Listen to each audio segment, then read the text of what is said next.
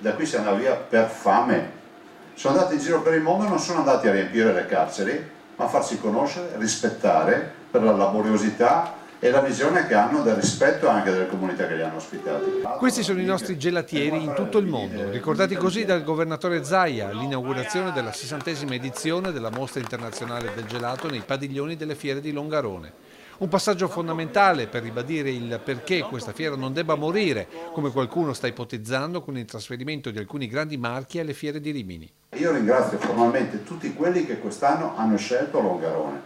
Guardate, noi non la chiediamo, facciano quello che vogliono. Di quelli che contano ci sono tutti qui in fiera di Longarone.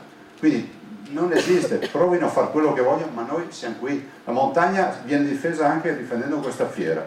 Noi, Presidente Padrini, ci siamo con la partita di questa fiera e in assoluto insomma la regione c'è, nel senso che non tranquillizzate tutti, cioè ho altri problemi che stare qui a pensare che stasera la fiera del gelato e non esiste che la fate biennale. La biennale vuol dire la morte.